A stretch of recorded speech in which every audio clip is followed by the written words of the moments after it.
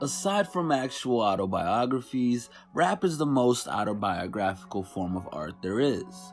This truth creates a major problem since the content of many rappers include personal stories of crime either committed or witnessed. Some of these bars become self-incriminating. Because of this, one of the longest running jokes among hip-hop fans is the idea that many of the biggest rappers in any year are basically dry snitching on themselves with their biggest hits. Often, a rapper's greatest hit is used against them in court once they're arrested, investigated, and tried for the same crimes they mentioned on their hit record. Even if there are more obvious cases such as Tay-K's murder case, research shows there are hundreds of cases, if not thousands, where a rapper's lyrics were manipulated and used unfairly to win a conviction or indictment in court. In light of 6ix9ine's TV-worthy trial, including the use of lyrics from his breakout hit Gummo and court against them, we're going to reopen the conversation on rappers telling on themselves in songs, as well as the controversial use of these lyrics by prosecutors looking to lock rappers up.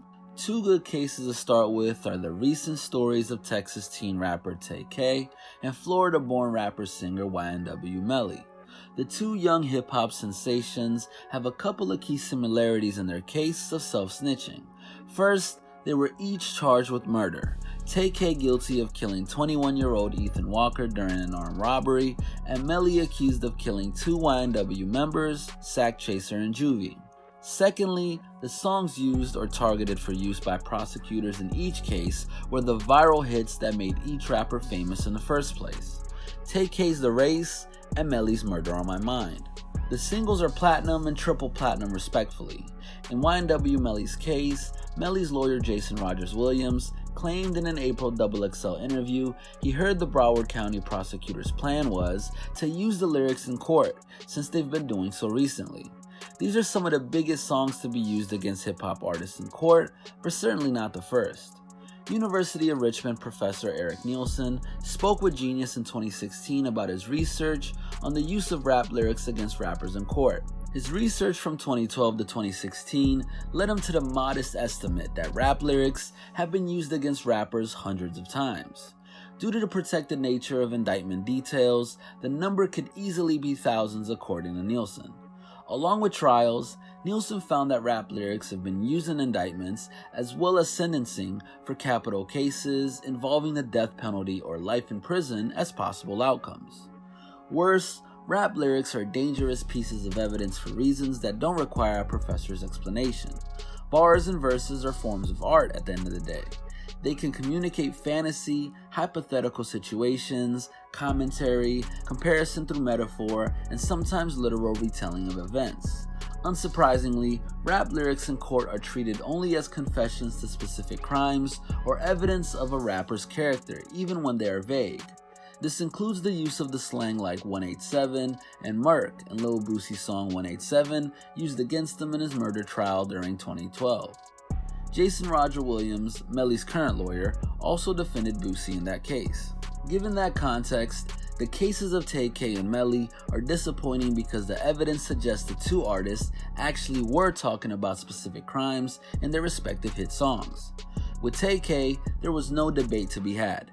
He made the song and music video while on the run from house arrest and described killing people in cold blood, then running, something he specifically did in the months leading up to the race.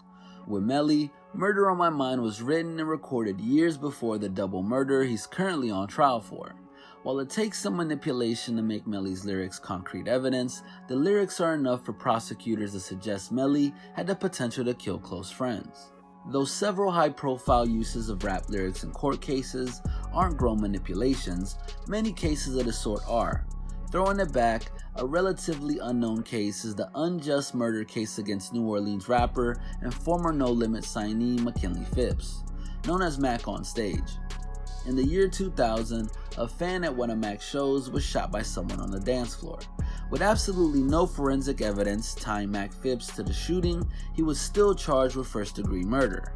In his trial, the prosecutors literally pieced together lyrics from separate Mac songs, Murder, Murder, Kill, Kill, and Shell Shocked to build a deceitful case that Mac was a violent, egotistic rapper capable of killing a fan in public. In court, The prosecution used the quote, "Murder, murder, kill, kill, you f with me, you get a bullet in your brain."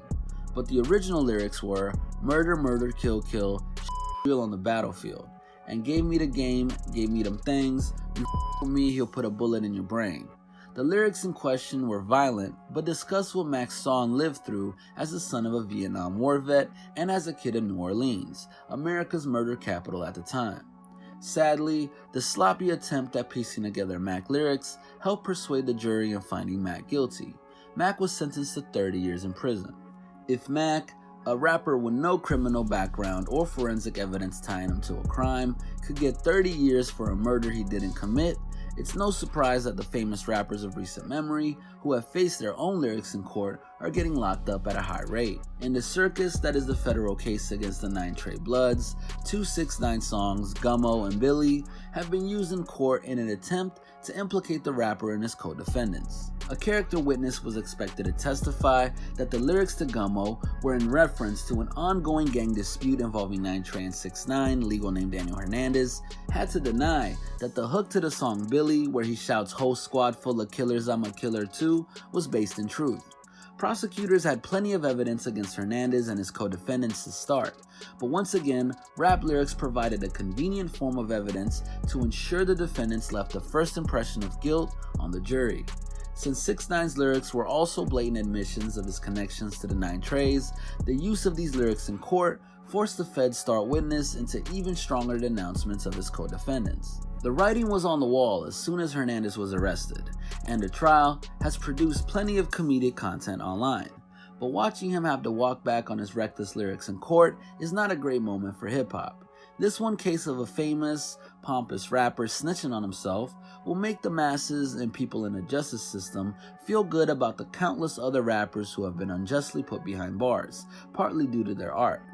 As long as rap is the medium of choice for youth, surrounded by chaos and violence to tell their stories, rap will continue to be wielded by the justice system in bad faith. For the few cases in which prosecutors convict actual murderers using rap lyrics, there are too many cases of innocent and undeserving men of color, almost all of them black men, being vilified by their own words used out of context. The recent cases we've seen involving famous rappers are wild and true, but they aren't representative of how most cases involving rappers and their lyrics go down. This has been a Hip Hop Madness original. Make sure to stay tuned and stay up to date with everything we got going on by hitting that subscribe button and notification bell. Oh, and don't forget to follow us on Instagram at Hip Hop